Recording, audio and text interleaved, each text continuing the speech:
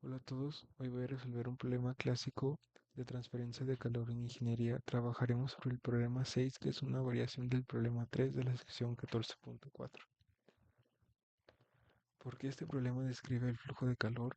Se resume en dos puntos clave. La razón física que tiene que ver con la ley de Fourier.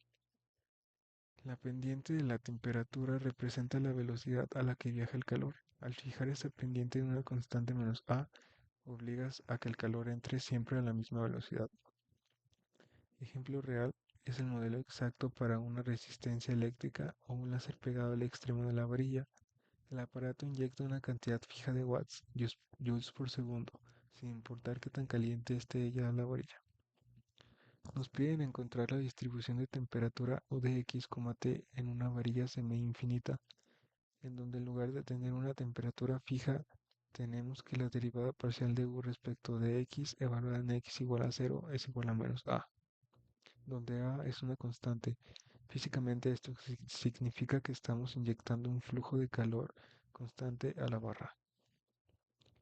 Aquí tenemos una representación gráfica de nuestro problema, en donde en la frontera izquierda se le está inyectando un flujo constante que es menos A, y en la frontera inferior tenemos a la función evaluada en el tiempo cero, que es igual a cero.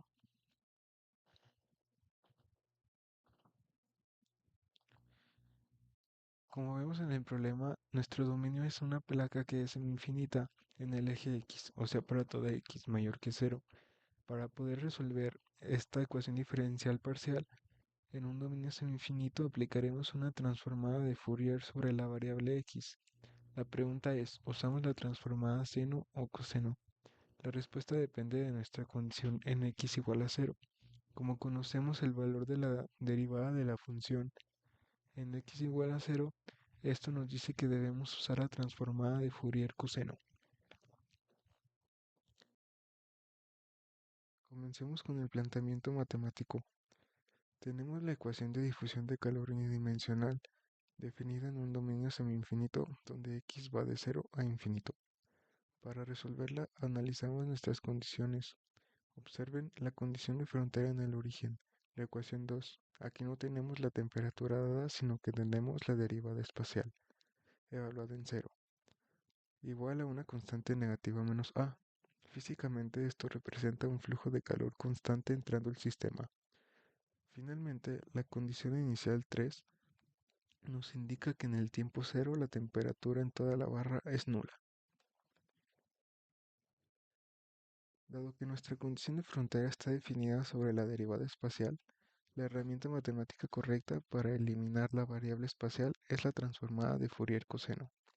Si usáramos la de seno necesitaríamos el valor de la función, el cual no tenemos. Aplicamos transformada a ambos lados de la ecuación, usando la propiedad fundamental de la transformada coseno para la segunda derivada. Obtenemos el término menos alfa cuadrada por nuestra función transformada menos la derivada en la frontera. Al sustituir nuestra condición de flujo constante menos a en ese término, la ecuación diferencial parcial se transforma en una ecuación diferencial ordinaria lineal, dependiente del tiempo que vemos al final de la diapositiva. Para resolver esta ecuación diferencial de primer orden utilizamos el método de factor integrante. Nuestro factor es la exponencial de la integral de k por alfa cuadrada, lo que nos da e a la k por alfa cuadrada t. Multiplicamos toda la ecuación diferencial por este factor. Esto nos permite colapsar el lado izquierdo de la igualdad como la derivada de un producto. Al integrar ambos lados con respecto al tiempo, obtenemos la solución general en el dominio de la frecuencia, que incluye una constante de integración c que debemos determinar. Para hallar c necesitamos llevar nuestra condición inicial al dominio transformado. Como la temperatura inicial U de x, 0 era 0, su transformada es U mayúscula de alfa, 0 también será 0. Sustituimos tiempo igual a 0 en nuestra solución general. Esto nos lleva a una ecuación algebraica simple donde despejamos que la constante c es igual a menos a sobre alfa cuadrada. Sustituyendo este valor obtenemos la expresión completa para nuestra función u de alfa, t. Reorganizando los términos llegamos a la ecuación 6. Nuestra solución en el dominio de la frecuencia. Observen que tenemos el factor u menos c a la menos k por alfa cuadrada t dividido por alfa cuadrada.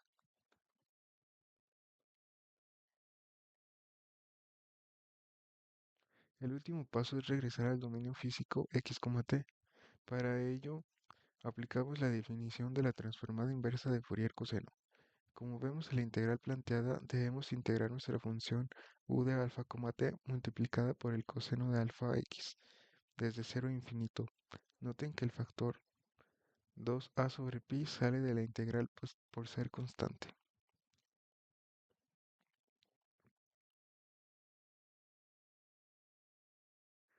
Resolver esta integral directamente es complejo, así que recurrimos a tablas estándar de transformadas integrales.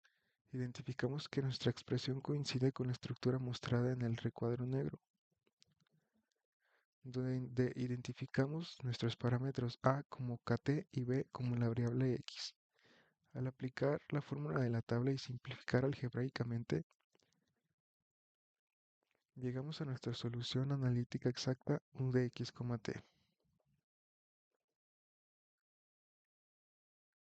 El resultado final está compuesto por dos términos físicos clave, un término que decae con una exponencial gaussiana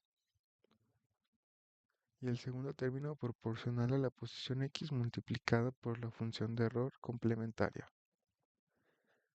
Esta solución describe perfectamente cómo el perfil de temperatura evoluciona y se suaviza a medida que el calor penetra en el medio semi-infinito.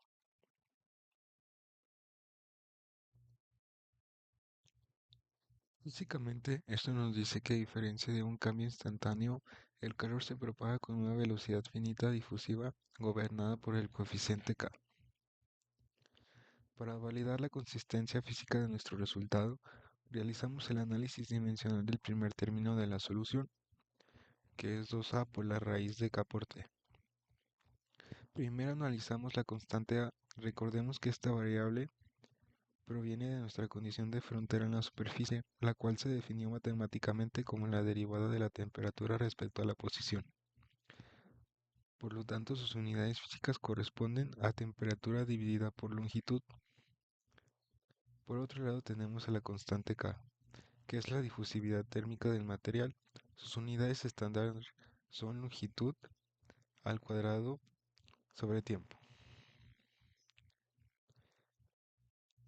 Al observar lo que ocurre dentro de la raíz cuadrada, multiplicamos la difusividad térmica por el tiempo t.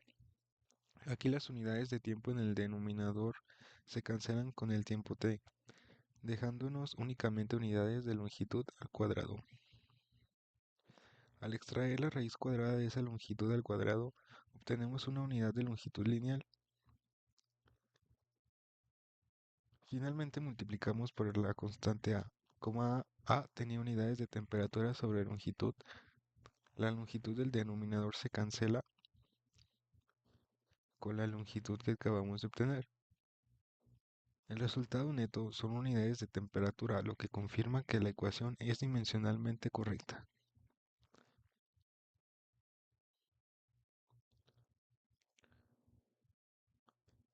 Para concluir, interpretamos gráficamente nuestra solución u de x, t, simulada para un instante de tiempo específico. Lo primero y más importante es analizar qué ocurre en el origen, en x igual a 0. Observen la línea azul que es tangente al inicio de la curva. Esta línea tiene una pendiente negativa constante. Esto valida visualmente nuestra condición de frontera inicial. Recordemos que no definimos una temperatura fija, sino que definimos el valor de la derivada espacial. Que la pendiente sea constante confirma que estamos inyectando un flujo de calor fijo al sistema en todo momento.